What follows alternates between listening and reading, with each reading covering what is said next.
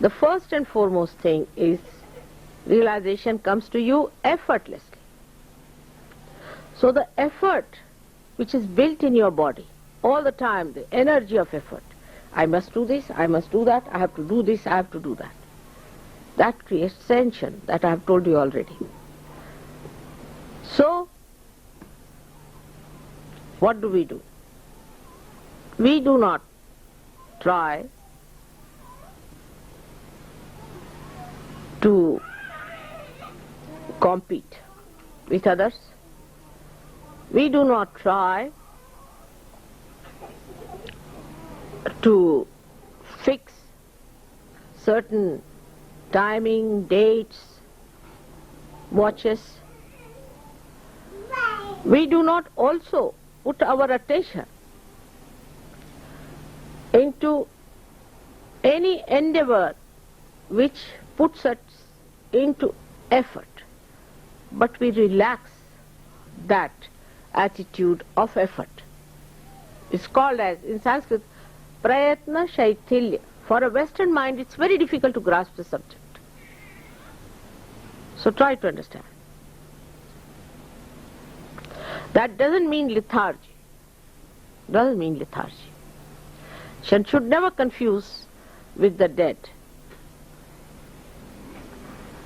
the energy of the living. Now we are trying to transform our energies towards the energy of the spirit. So you have to allow the spirit to take over. Your effort of your mind should be reduced and the energy of the spirit should work through you. Now how do you do it?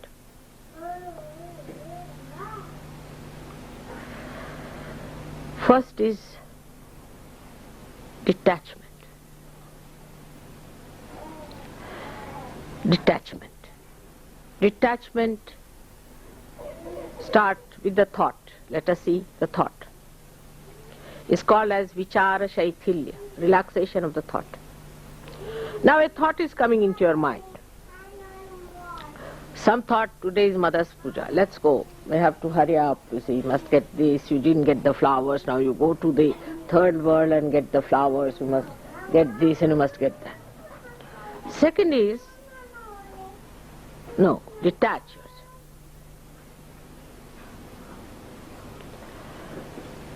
Witness.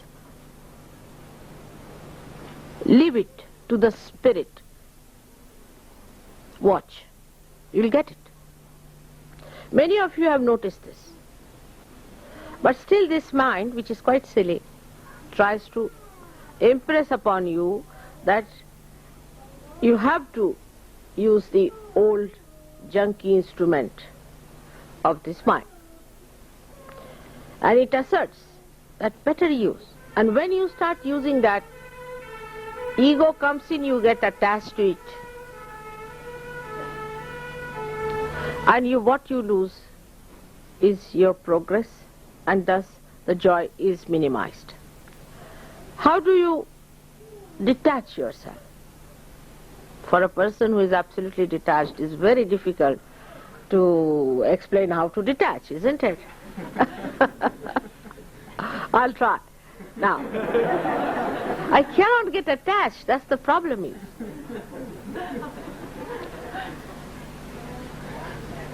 And I find it difficult to explain to you in words which are human words. But still I'll try to say now.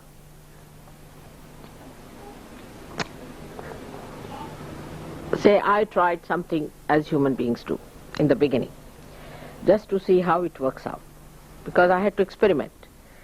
For example, when I had to, say, attend any puja or anything, I used to ask them, what is the auspicious time? So they would tell me, this is the auspicious time. And then another would telephone to say, this is the auspicious time. So I said, how can there be two auspicious times? It's a big problem with human beings. So they said there are 5 panchangas in India. Means 5 books to consult the auspicious time. That's what human beings have done. I said, then why consult? It's better not to have 5 auspicious times. Isn't it? Then the auspicious time is not beyond, has to be beyond time. But it is bound in the time, the way human beings have made it. So it is bound in the time, like in India it is so much, so much, so much. But now here it's different. Then you calculate, you have a watch. You see, to overcome all these hurdles, human beings also make certain devices. So you consult. Now what is the auspicious time here? Leave at that time. Then it's a big headache, because there are 5 books to be consulted. Watch could be wrong, this could be wrong, that could be so. But if you are the spirit, then the spirit works out auspiciousness. It is the spirit that works out the auspiciousness. And imagine when you think like that, how much tension goes out. First of all, you have to be a slave of the watch. Another, you have to be the slave of the books. Then you have to be the slave of the market, of the room, of the place which you have to hire. But supposing if you allow the spirit to work it out, then everything will work out and you will reach at this point where it is the most auspicious. So how do you accept it? Just by accepting. So just now if you give up your satta, your own domain, you get into the domain of your spirit. You give up your domain. That is your ego's domain, or maybe your superego's domain. You give up that and try to see things how it works out. Now what is the testing point of it? How do you test it? It works out. That's the point of testing. It works out.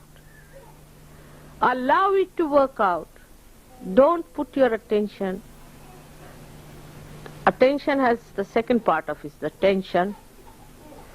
And don't try to say, why not today? It should have happened today. We expected it to happen. Why not at this moment? That's your ego. Thy will be done. So the thought that starts moving in our mind all the time, which creates tensions, is not the thought of the spirit. So, what you should say? Not this thought. Not this thought. Yan neti neti vachanai nigamo avochus. Not this thought, not this thought, not this thought. And see how you relax. Now you are relaxing. Not this thought, not this thought. Just go on refusing, accepting any thought. So you go into nirvichara. In that state, you feel the spirit. Christ has done the greatest work on this, I should say, but we do not understand because his life was like a micro thing. See, in 3 years. So we have to open it out a little bit and see what he did. He has given us the greatest weapon of forgiveness. When you forgive a person, what do? You accept the situation to begin with. And secondly, you forgive what you think has been done wrong to you. But because nothing can be done wrong to your spirit, you just forgive because you are the spirit. And when you forgive, you have found that your tension goes away. So even to your thoughts, if you say, all right, forgive this thought, because thought is also not to be punished. Forgive this thought, forgive this thought, forgive everything. Not forget, forgive. Because then you will even forget that you are the spirit. But forgive all the thoughts that are coming to me. Just go on saying this is a mantra. What is a mantra? Is that power of the word that expresses spirit. So this is a very important thing Christ has given us, the weapon of forgiveness. Everybody has that weapon. Everyone can use that weapon. You don't have to put in any effort for it. You don't have to pay for it. It's just you have to say, I forgive. You will be amazed, your nerves will soothe down. This tension, this pressure of these modern things will be reduced if you go on saying, I forgive them. For example, you go and see